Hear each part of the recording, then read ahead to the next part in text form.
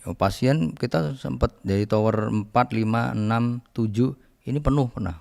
Kalian di sini berarti sudah berani mati. Pantang pulang sebelum corona tumbang. Ya ada orang yang itu tadi yang percobaan mau bunuh diri.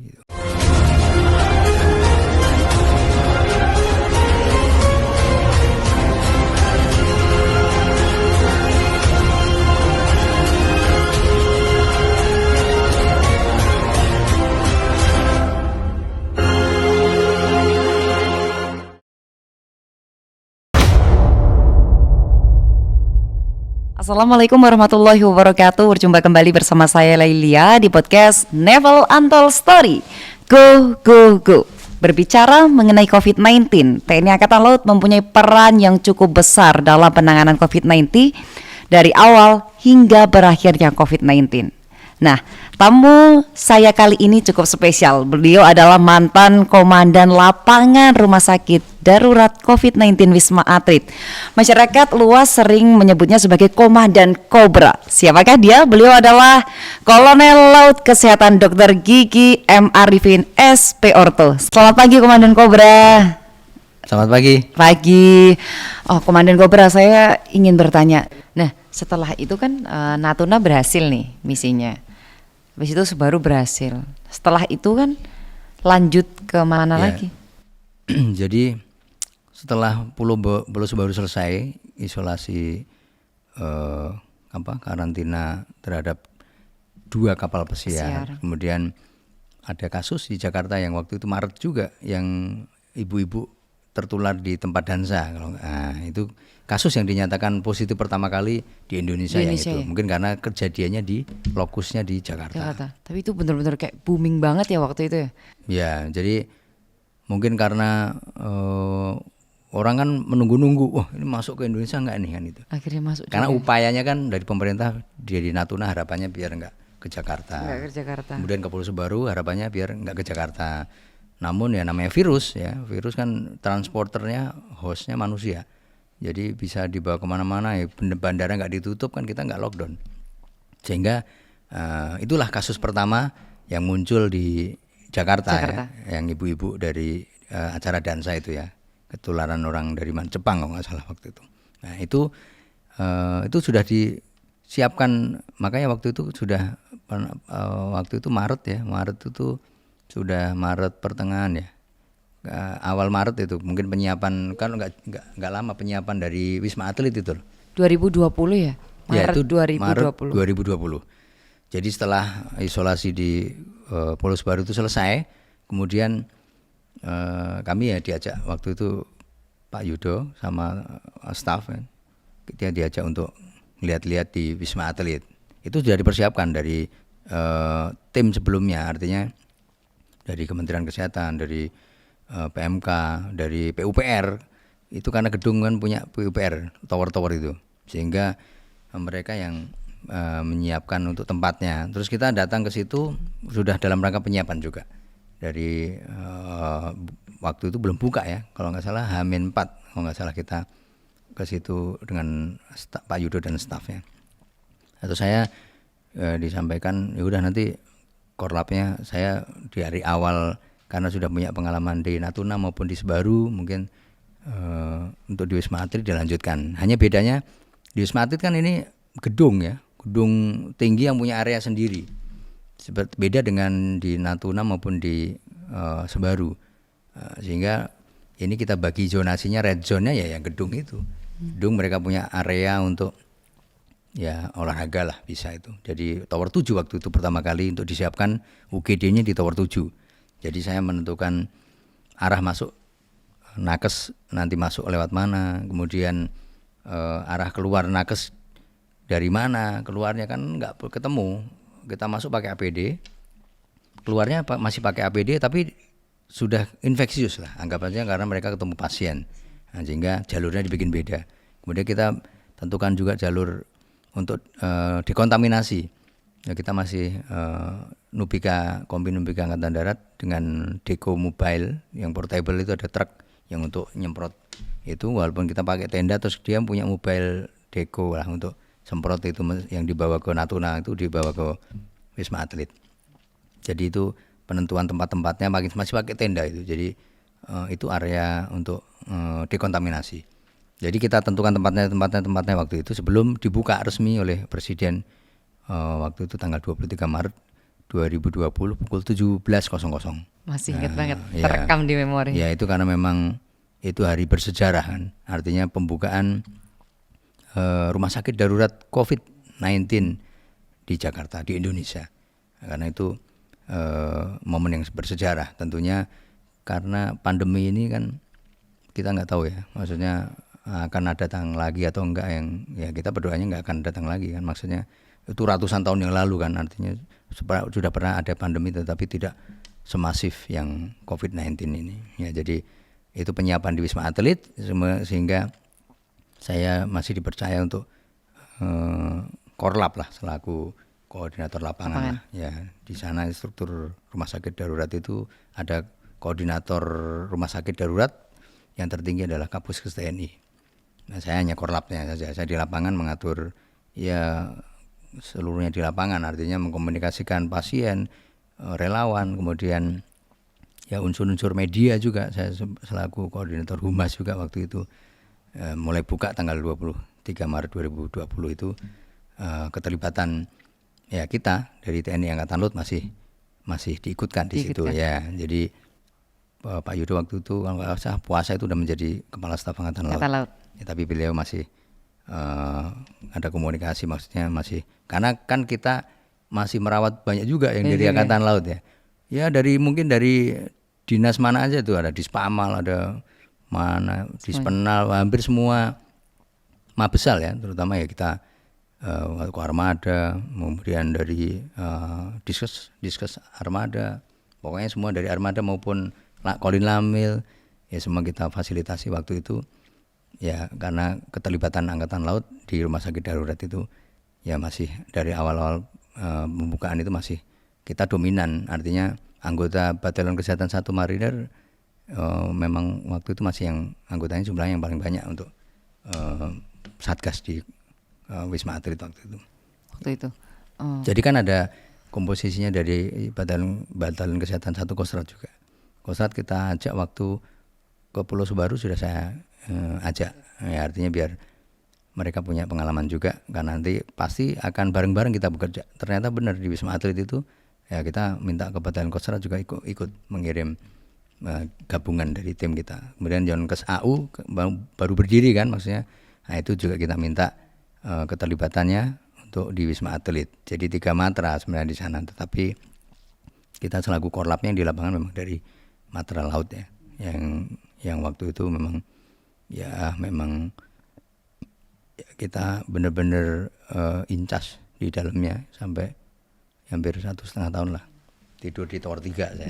Tapi ngomong-ngomong, muat berapa banyak sih sebenarnya itu Wisma Atlet? Untuk nakesnya sendiri itu berapa, dan untuk pasiennya COVID itu berapa? Ya, kalau itu kan ada tower 1, tower 2, tower 3.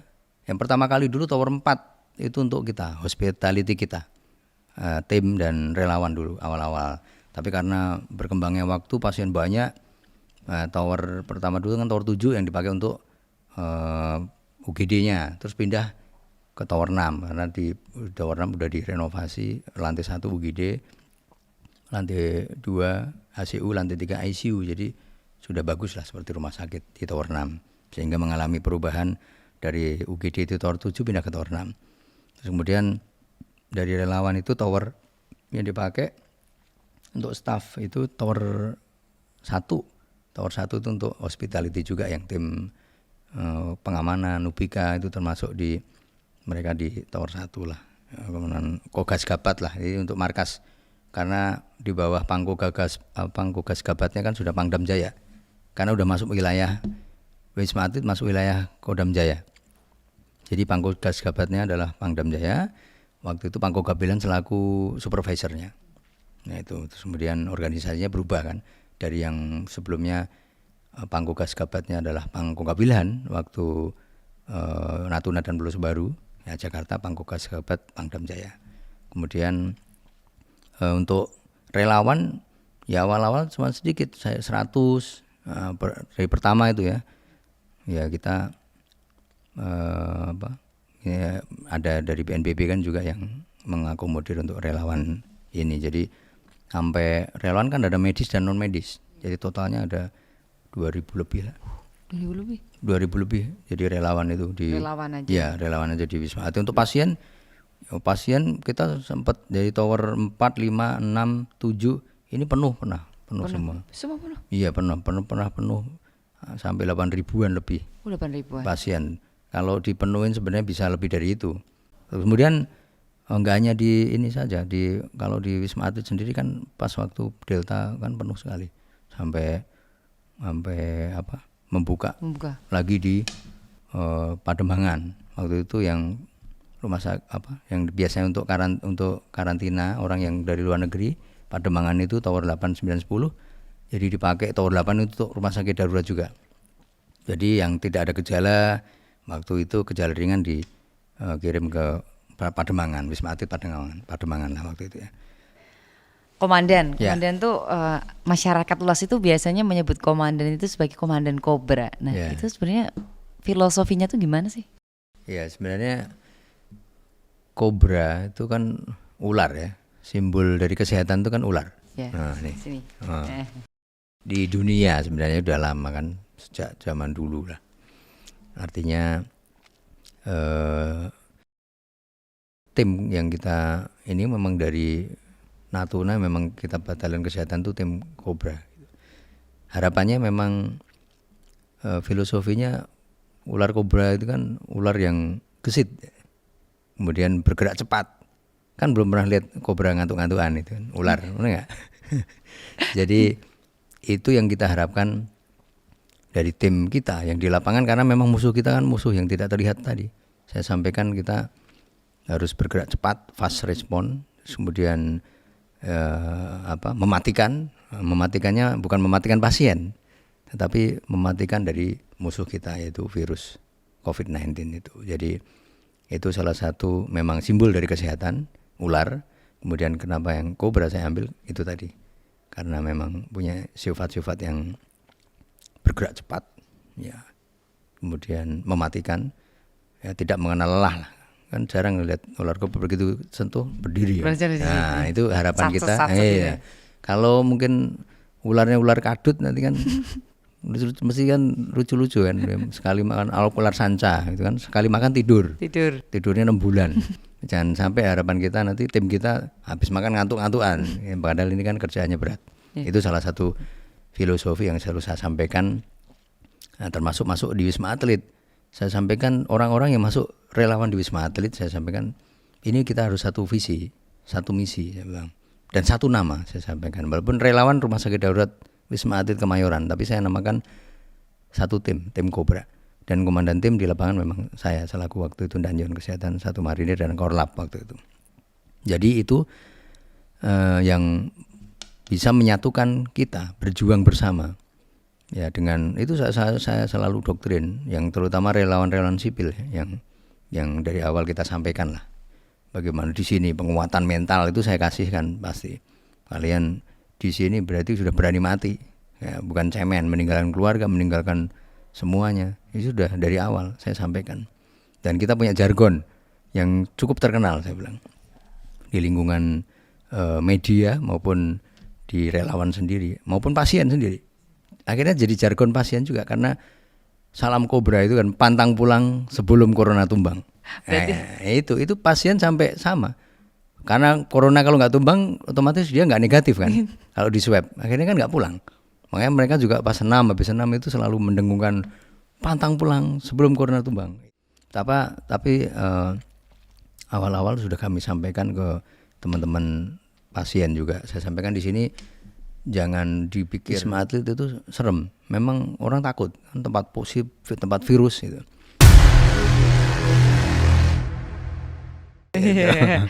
Tapi menarik nih, beberapa tahun yang lalu kan saya sering buka Instagram, sering buka Twitter. Mereka tuh banyak yang mengapresiasi kalau Wisma Atlet itu pelayanannya tuh baik, dan malahan saya lebih nyaman nih di Wisma Atlet, gitu kan. Nah itu sebenarnya suasananya di Wisma Atlet sendiri tuh gimana sih? Ya, jadi memang kita memang kondisikan bahwa rumah sakit darurat ini bukan tempat yang menyeramkan. Itu tapi tahap awal memang orang menganggap tapi awal-awal sudah kami sampaikan ke teman-teman pasien juga. Saya sampaikan di sini jangan di Wisma Atlet itu serem. Memang orang takut kan tempat positif, tempat virus gitu.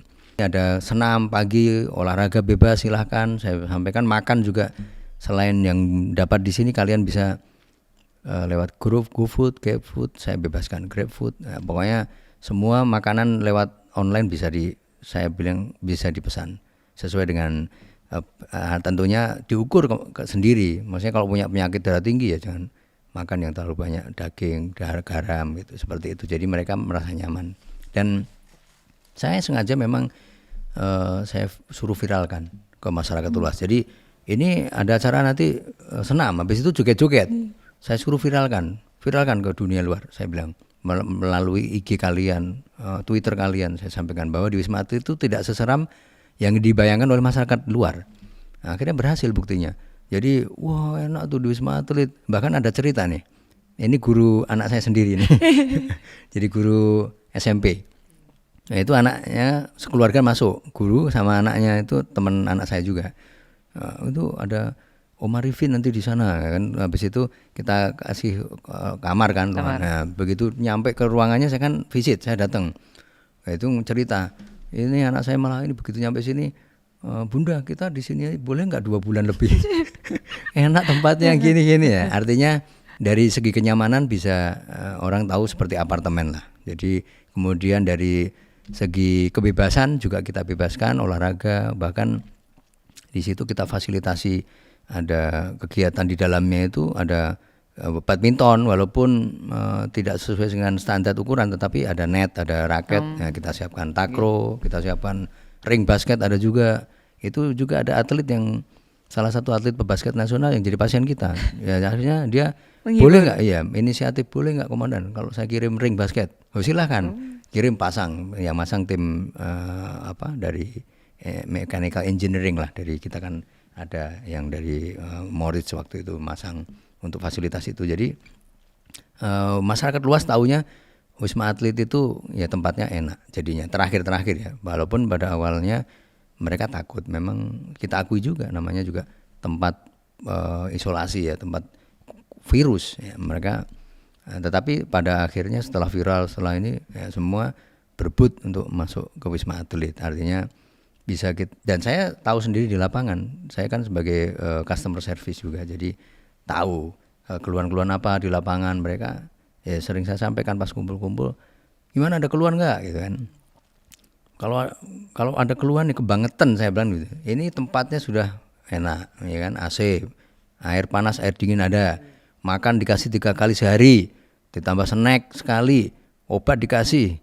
Kalau masih mengeluh, ya udah gratis lagi saya bilang gitu kan. Kalau masih mengeluh kebangetan, dan mereka appreciate terhadap pemerintah bahwa penyiapan rumah sakit darurat ini sangat bermanfaat sekali dalam menghandle dari pandemi kemarin itu. Oh gitu.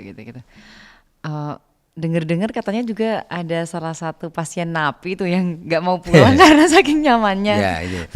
Jadi ada cerita banyak sebenarnya yang menarik dan ya macam-macam. Ada yang ngancam kalau nggak pulang-pulang pengen bunuh diri, ya ada. Kan handphone saya itu milik publik ya. Jadi mereka bisa mengakses kapanpun, saya menyampaikan WA kapanpun. Ya itu salah satunya ada yang pengen mengancam bunuh diri juga ada, sehingga saya harus datang ngomongin. Pernah saya sampaikan, memberi semangat, akhirnya mereka sadar lah, artinya terus nggak mengurungkan diri, maksudnya jangan seperti itu lah, artinya mudah sekali orang putus asa saya bilang. Selain itu memang ada yang menarik, memang yang pasien dari Pondok Bambu itu ini ya lapas. Nah, lapas Pondok Bambu itu kan cewek-cewek semua ya. Nah, itu ada 15 sampai 20 orang, itu lucu itu. Jadi mereka datang memang sudah bersurat lah dari lapas, sudah ke Mengham melalui ke koordinator rumah sakit darurat, terus kita di lapangan pelaksananya lah. Nah, saya yang briefing mereka datang pertama kali kan pakai mobil tahanan. Turun di depan UGD itu. Wah, mereka saya ceritakan, ya selamat datang, saya sampaikan fasilitas yang ada di rumah sakit darurat, saya sampaikan ya tempat kamar AC. Wah seneng untuk berdua. Terus kemudian air mandi, air panas dan dingin. Wah tepuk tangan lagi seneng banget. Ibu-ibu ada yang mbak-mbak juga lah gitu. Terus kemudian saya sampaikan nanti makan dapat 3 kali sehari. Wah seneng. Kemudian minum tak terbatas, saya bilang gitu. Terus kemudian saya sampaikan dapat snack sekali. Ya pokoknya di sini bebas nanti. Tapi khusus untuk kalian jangan pergi kemana-mana, saya bilang gitu. Lantai 15 waktu itu kita siapkan. Jadi walaupun tidak dijaga, saya bilang saya nggak mau tahu nanti kalian kan macam-macam nih kriminalnya apa aja. Saya sampaikan gitu. Ada yang bunuh orang nggak nih, saya bilang. Enggak Pak, enggak. Ya, jangan sampai nanti di sini membuat kriminal lagi, bisa 10 kali lipat hukuman kalian. Oh enggak Pak, enggak. Terus habis itu ada yang nanya gini, Pak, boleh nggak pakai handphone? Ya, akhirnya nggak apa-apa, handphone suruh kirim dari keluarga kalian ke sini, bisa untuk komunikasi lah, biar kalian cepat negatif, biar seneng kan. Ya, itu salah satu menaikkan imun lah, prinsip saya. Terus habis itu ada nanya lagi, Pak, boleh nggak Pak di sini sampai masa tahanan kami selesai? Wah, berapa tahun emang? Saya masih 5 tahun lagi. Oh, kamu kadang-kadang di sini paling 2 tahun itu maksimal udah selesai nih. Nah, harapanmu COVID selamanya? Enggak Pak ya, masalahnya enak katanya. Masalahnya kelihatannya enak. Bener pas selesai mereka negatif semua pulang ya kita antarkan kan karena ada media yang pengen wawancara. Sampaikan ya mereka terharunya perlakuan mereka di Wisma Atlet. Hospital. Walaupun mereka napi, tetapi perlakuannya sama dengan pasien yang lain. Itu yang membuat mereka terharu.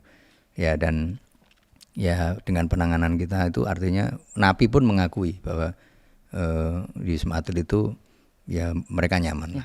Kalau mereka mungkin jelas nyaman karena dari lapas ke tempat yang nyaman ya kayak hotel lah gitu. Ya. Tapi masyarakat yang umum juga mengakui, artinya dari kalangan manapun bisa masuk waktu itu dan merasakan dari Wisma Atlet pelayanannya ya itu tadi cepat ya. Memang apa-apa saya sampaikan kalau di lapangan kan saya selalu edukasi, selalu menyampaikan ada keluhan enggak, dan mereka merespon relawan-relawan dan petugas di Wisma Atlet ya semua respon cepat dan bagus.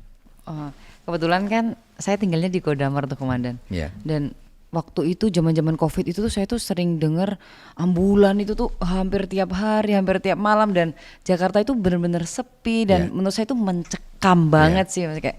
Dan ini para nakes itu tuh berkontak langsung gitu loh sama pasien. Nah, Komandan sendiri tuh ngasih tahu ke mereka, ngasih semangat ke mereka tuh gimana sih biar mereka tuh tetap semangat, padahal ya mereka tuh sebenarnya takut nggak sih gitu loh. Ya jadi kalau takut pasti manusiawi ya. Awal-awal yang Maret 2023 tahu nggak itu? Jadi salah satu vendor yang untuk bukan relawan ya, dia udah di itu yang untuk bersih-bersih itu loh. Untuk bersih-bersih cleaning service lah. Itu takut hampir sebulan mungkin kita ngasih edukasi itu. Padahal udah pakai APD lengkap.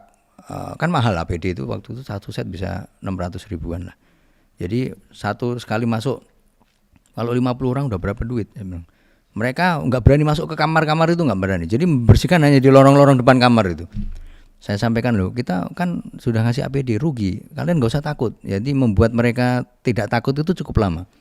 Saya bahkan mempraktekkan sendiri seperti ini. Maksudnya masuk ke ruangan udah pakai APD itu aman. Jadi keluar nanti di dekontaminasi ganti baju itu sudah virus nggak ikut kita. Saya sampaikan untuk memberi edukasi ke mereka itu cukup lumayan. Itu awal-awal pandemi, awal buka Wisma Atlet, rumah sakit darurat. Ya saking takutnya, memang itu sebagai gambaran. Jadi sama juga dengan nakes, mereka manusia juga, namun kita kan tahu ilmunya ya. Dan pengetahuan kita tentang kesehatan kan lebih daripada mereka, maksudnya kayak cleaning service itu, sehingga kalau relawan memang dari awal sudah saya sampaikan, saya doktrin semua kalian kesini relawan murni kan. Ini untuk kemanusiaan saya sampaikan. Jadi apapun yang terjadi ya memang kita taruhannya memang nyawa. Saya sampaikan bahan insentif tidak ada. Waktu awal Wisma Atlet buka tidak ada. Jadi mulai memang kita tidak memang bukanya untuk relawan murni kan. Kemanusiaan. Ya kemanusiaan. Jadi Maret, April, Mei, baru Mei dari pemerintah memberikan untuk insentif lah itu. Ya. Tapi untuk menjaga staminanya mereka dan staminanya komandan sendiri itu gimana sih ya? Jadi banyak kegiatan sebenarnya. Memang saya kan termasuk orang yang nggak bisa diem. Nggak bisa diem. Jadi setiap ada kita kegiatannya banyak. 17 Agustus kita adakan kegiatan lomba-lomba antar bagian, antar relawan. Jadi ada hadiahnya. Jadi hadiahnya, door prize-nya ada. Jadi itu berlangsung seminggu lebih kegiatan itu. Di sela-sela mereka sibuk yang turun jaga pokoknya bagi tim masing-masing. Jadi mereka nggak kerasa, jadi semangat terus. Kemudian logistik dukungan juga alhamdulillah dari teman-teman di luar juga banyak yang ngirim makanan. Bahkan pernah sebulan penuh selama bulan puasa itu kita ada taman namanya Taman Penantian. Karena kita di situ tempat itu nanti menanti ketemu pacarnya bisa di situ, menanti adzan maghrib karena memang puasa selama sebulan. Kita sebut namanya Taman Penantian. Nanti kapan-kapan kita liputan ke sana kalau nanti kilas dari balik kilas balik COVID-19. Jadi itu salah satu yang memberi semangat mereka. Jadi selama sebulan penuh ada tim dari support makanan yang dari luar. Bahkan di situ mereka bikin goreng tempe di situ, mendoan, ada yang nyiapin mie ayam di situ, ada yang bakso, ada yang nasi, ada yang kurma, ada yang kolak. Itu lengkap sekali selama sebulan penuh. Selama sebulan. Ya, saya mengalami puasa kan 2 kali, lebaran 2 kali di sana. Ya. Jadi itu yang memberi penyemangat untuk mereka ya saat puasa kita seperti di rumah, makanannya juga ada seperti itu, ada tarawih, kegiatan keagamaan kita juga aktifkan. Bahkan saya pernah memberi semangat pasien itu di lantai 12 itu kita bikin tower 6, lantai 12 itu dia agak terbuka gitu, tempat untuk sholat lah. Itu untuk Jumatan juga di situ lantai 12. Saya pernah jadi khotib pertama kali mungkin di dunia ya, pakai APD ya, red zone. Saya pakai APD lengkap dan saya ngisi khotib dan imam waktu di red zone ya. Ini pasien semua. Ya, jadi jamaahnya itu pasien semua. Saya pakai APD, saya sendiri yang pakai APD. Jadi imam pakai APD, khotib pakai APD. Itu memberi materinya memang memberi semangat lah. Di situ saya menyampaikan hikmah-hikmah di balik pandemi ini. Kemudian harus semangat, ikhtiar seperti itu. Ya alhamdulillah mereka tahu bahwa saya ini korlapnya, jadi memberi semangat langsung itu beda. Nah, jadi membuat mereka itu secara rohani juga, jasmani juga senam ada, nyawer juga ada. saya terjun langsung nyawer itu. Jadi habis senam pagi kegiatan itu nyanyi boleh mereka nyanyi itu semua. Moral ya itu berhubungan moral, kita joget yang paling bagus jogetnya kita sawer. Jadi itu imunnya naik. Pasti orang seneng kan. Bahkan ada yang nggak kerasa sampai 2 minggu dia ke panggung pamitan nangis itu dengan teman-temannya yang kan mereka bikin grup setiap angka lantai itu sampai lantai. Jadi kebersamaannya luar biasa jadi sana. Jadi mereka ya alhamdulillah selama pandemi baik relawan, pasien maupun petugas ya semua bekerja sama dengan baik waktu itu. Tapi komandan kan cukup lama nih ngurusin COVID-19 nih. Ya. Keluarga bagaimana dan pulang nggak? Ya. Jadi awal dari Natuna Satgas pertama ya memang berat ya, mungkin keluarga, artinya di saat orang menghindar virus dia malah datang ke sana gitu loh. Saya sampaikan kalau keluarga udah tahu, istri saya tentunya sudah tahu konsekuensinya prajurit. Saya sampaikan ya kayak saat ke tsunami Banten, saya orang tsunami pada pergi, kita malah datang ke sana. Jadi konsekuensi seorang prajurit udah datang, sudah tahu. Sebagai anak juga sudah saya sampaikan juga. Walaupun sebenarnya ya berat mungkin kan gitu. Jadi itu salah satunya anak saya yang pengen jadi tentara yang nomor 1 sampai tidak mau jadi tentara karena lihat ayahnya. Iya aneh, maksudnya kok ini malah ke tempat virus gitu. Tsunami Banten, tsunami malah datang ke sana. Ya itulah tentara. Saya sampaikan kita harus siap untuk negara dan bangsa. Terus kemudian juga saya nggak pulang waktu Natuna, Pulau Sebaru, sempat pulang sebentar. Terus sampai situ ke Wisma Atlet 6 bulan pertama saya nggak pulang. Nggak pulang? Ya 6 bulan pertama nggak pulang karena swab juga waktu itu kan masih langka, masih mahal ya. Artinya kita juga inilah setiap harus keluar kan harus swab dulu. Jadi kita juga tetangga juga takutnya kan itu Pak Arifin bawa virus itu pulang-pulang. Saya menjaga itu. Jadi 6 bulan pertama saya nggak pulang. Terus kemudian selesai Delta varian ya memang sudah landai, sudah itu kami bulan Agustus September lah itu kami balik ke satuan. Tetapi perjuangan yang paling berat memang saat Delta varian yang paling mematikan lah. Habis itu kan Omikron landai, hampir tidak ada yang meninggal di Wisma Atlet. Saya udah balik satuan itu. Tapi keluarga tuh kayak gimana gitu nggak sih mohon izin pas ketemu, oh nggak usah pulang dulu apa gimana, Ya. takut nih. Ya pasti. Oh, pasti. Itu normal lah manusiawi. Saya pulang kan protokol kesehatan saya lebih tahu kan. Ya sih tahu, baju juga enggak saya bawa masuk gitu kan. Kemudian datang mandi, keramas, itu baru kita masuk ke kamar lah gitu. Jadi itu salah satu antisipasi kita. Dan saya sekali pernah saya positif ya waktu. Ya jangan dipikir saya nggak pernah positif. Oh pernah positif juga ya? Ya pernah positif. Baru mau saya tanyakan. Ternyata sudah dijelaskan. Ya, jadi jangan kita kan ketemu, saya seringnya nggak pakai APD terus terang. Saya punya sepeda Cobra tulisannya, sepeda lipat yang sekarang saya simpen nanti untuk galeri COVID-19 mungkin. Sepeda itu sama sepatu boot tulisan Cobra orange itu satu sepatu yang warna orange punya saya di Wisma Atlet itu. Untuk menandakan saya korlapnya jadi keliling-keliling itu saya pakai itu jumpa pasien, saya pakai masker double sebenarnya. Nah itu pernah kena tuh sekali saya waktu masih Alfa sih, Desember 2020 saya positif itu 2020 bulan Desember tanggal 21 itu saya pas hari ibu itu saya positif itu. Ya saya justru saya gunakan kesempatan itu, saya ke red zone, saya nggak pakai APD kan, pakai celana pendek olahraga. Kesempatan kumpul sama pasien. Ya saya adakan lomba. Jadi kesempatan saya adakan lomba Cobra Cup. Nah, jadi pesertanya itu khusus ibu-ibu antar tower. Iya volley antar tower, ibu-ibu khusus. Kemudian lomba joget itu antar tower juga. Pokoknya ada hadiahnya lah. Mereka ya happy lah. Pokoknya saya manfaatkan selama positif saya di red zone.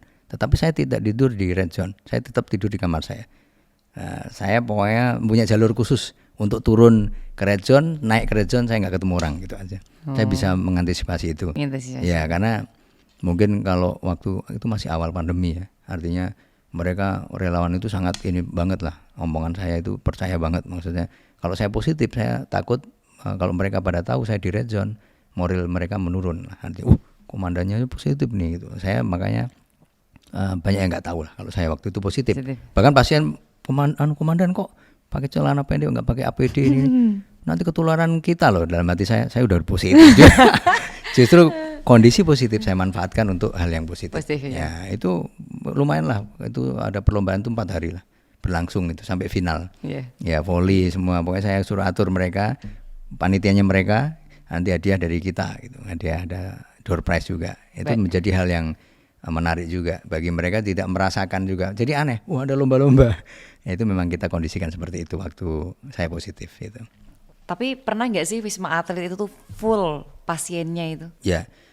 Jadi pas Delta varian menyerang itu memang penuh itu. Kita tahu bahwa mungkin itu tsunami COVID. Saya lihat di Jakarta itu memang puskesmas mengirim kan, memang saya kan ada di grup puskesmas tukang ACC jadi ACC gitu aja, itu untuk mempercepat sebenarnya untuk by shortcut lah biar cepat mereka masuk, jadi nggak terlalu antri di puskesmas. Jadi kejadiannya itu waktu Juni sampai Juli itu yang meninggal juga lumayan ratusan pasien di Wisma Atlet. Jadi karena tidak muat sampai ya memang dibagi, jadi Panglima TNI waktu itu Pak Hadi memerintahkan untuk kami untuk mengawali pembukaan di Nagra.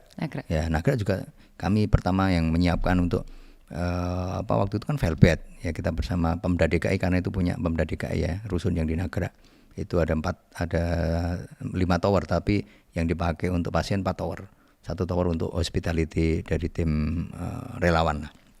Itu setelah penuh memang Wisma Atlet nggak ada, saya mobilitasnya mobile ke Nagra juga menyiapkan di sana itu sampai hari pertama buka, dan di sana juga sama saya siapkan untuk saya inisiasi untuk ada senam juga, ada badminton, ada raket juga, itu Mas Haryanto Arbi itu yang menyumbangkan net portable, sama kemudian sama untuk pingpong dikasih meja pingpong juga, kemudian ada ayunan untuk anak-anak, itu ada aja yang ngasih untuk memang hiburan di sana ya. Jadi itu baru buka 3 hari 4 hari sudah 3.000-an pasien di Nagra ya. Di Nagra kemudian saya juga membantu menyiapkan dari awal di Pasar Rumput juga. Pasar Rumput hanya pasiennya nggak terlalu sebanyak di Nagra ya. Jadi secara umum itu satelit lah. Jadi satelitnya Wisma Atlet sebagai pusat Wisma Atlet. Jadi pasien yang tidak ada gejala atau gejala ringan saturasi oksigen normal itu bisa dirawat di Nagrek maupun Pasar Rumput. Tetapi pasien dengan saturasi atau dengan gejala atau dengan komorbid itu harus dirawat di Wisma Atlet Kemayoran. Jadi dibagi-bagi waktu itu. Saking Delta itu memang benar-benar masif ya. Kita bilang tsunami COVID lah. Karena yang paling banyak meninggal sepanjang pandemi ya itu adalah Delta. Termasuk relawan kita itu perawat itu meninggal itu ada 4 orang ya, maksudnya yang selama pandemi Delta varian saja. Jadi itu yang menjadi korban itu termasuk nakes kita. Terus kemudian selesai Delta varian ya memang sudah landai, sudah itu kami bulan Agustus September lah itu kami balik ke satuan. Tetapi perjuangan yang paling berat memang saat Delta varian yang paling mematikan lah. Habis itu kan Omikron landai, hampir tidak ada yang meninggal di Wisma Atlet. Saya udah balik satuan itu. Tapi ada hal yang nggak bisa dilupakan nggak sih mungkin dari COVID-19 ini sendiri buat komandan? Ya sebenarnya ya banyak hal ya. Ya ini memang yang paling membekas. Yang paling membekas ya memang ini ya ada orang yang itu tadi yang percobaan mau bunuh diri gitu. Terus WhatsApp saya, terus kemudian saya menghampiri mau ke region itu terus menyampaikan hal-hal yang ya memotivasinya itu yang agak berat. Dia banyak cerita tentang masalah keluarga lah. Artinya itu yang sangat membuat kita empatinya itu ya sampai orang-orang bilang ya bisa kita berbesmili lah gitu kalau mendengar ceritanya. Tetapi itu yang berhasil membuat dia sembuh dan pulang, itu yang kita rasakan yang paling yang paling membekas ya, membantu. Walaupun yang lain banyak sekali yang pengalaman aneh-aneh yang kalau saya ceritakan banyak sekali kan, karena mulai dari Pulau Sebaru udah aneh-aneh kan, Pulau Sebaru Natuna ribuan dan relawan juga banyak sekali kan, macam-macam lah. Jadi sebenarnya ini menjadi sejarah sebenarnya kalau memang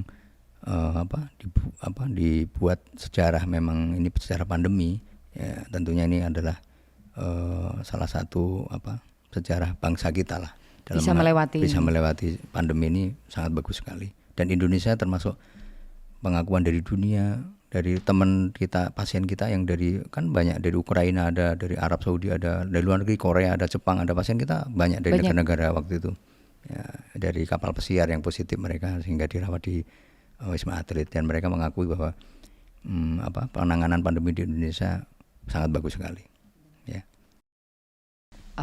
Tapi untuk COVID ini alhamdulillah bangsa Indonesia itu kan sudah mampu melewati ini semua, melewati COVID-19. Nah dari pandemi ke endemi.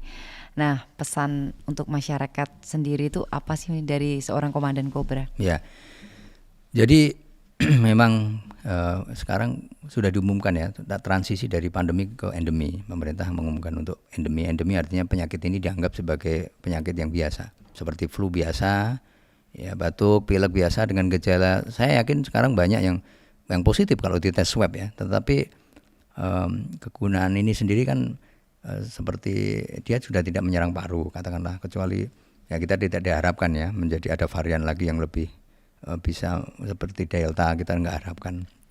Ya mudah-mudahan dengan transisi dari pandemi ke endemi kali ini, dan mudah-mudahan menjadi endemi seterusnya, itu masyarakat bisa membawa hal kebiasaan yang baik lah dari pandemi, terutama memakai masker. Itu kan suatu hal yang bagus apabila mereka merasa tidak sehat, terutama flu batuk itu bagus kalau tetap pakai masker karena dropletnya tidak menularkan ke orang lain. Mungkin sisi positifnya itu ya, sisi positif dari hikmah dari diambil pandemi, kebiasaan pakai masker itu yang bagus. Namun saya pesan kepada masyarakat luas di Indonesia bahwa ini memang secara ini global sudah dicabut ya darurat COVID-19 ini dari WHO. Namun kita harus tetap waspada, kemudian tetap menjaga kesehatan, kemudian tetap yang kebiasaan pakai masker nggak masalah, boleh dilanjutkan, itu nggak ada masalah. Tetapi kebiasaan yang bagus karena siapa tahu saat flu, batuk sehingga tidak menularkan ke orang lain.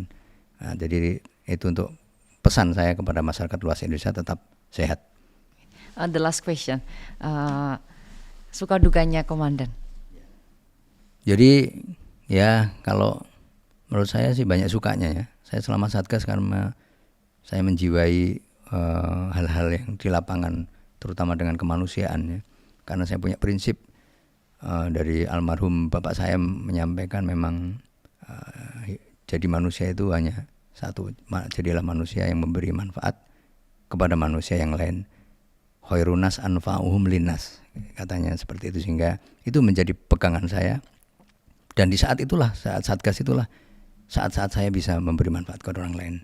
Bahkan saya nggak tahu siapa yang saya tolong pun selama pandemi, ribuan, dan yang berhasil disembuhkan di rumah sakit darurat COVID-19 itu 136.000 pasien yang COVID dan dia sembuh ya. Artinya tentunya ini salah satu hal yang bermanfaat, memberi manfaat, itu yang menjadi pegangan saya, sehingga saya banyak sukanya daripada dukanya. Kalau dukanya saya, ya dukanya karena relawan kita ada yang meninggal gitu aja. Kalau keluarga kita udah biasa.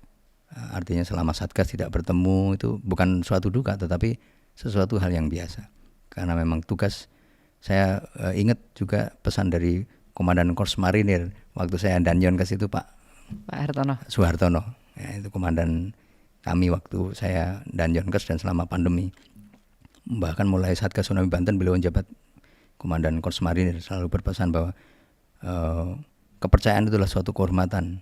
Nah, itu yang saya pegang. Itu yang jadi, itu suatu kehormatan. Tugas adalah suatu kepercayaan. Ya, tugas adalah suatu kepercayaan dan kepercayaan adalah suatu kehormatan. Ya, itu salah satu yang saya pegang. Sehingga ya fine-fine aja. Saya anggap tidak ada dukanya selama Satgas, karena untuk negara dan bangsa dan memberi manfaat ke seluruh masyarakat. Tentunya pengendalian COVID ini kan efeknya luas ke Indonesia, ke seluruh rakyat Indonesia. Itu yang saya pegang. Oke, tepuk tangan semuanya.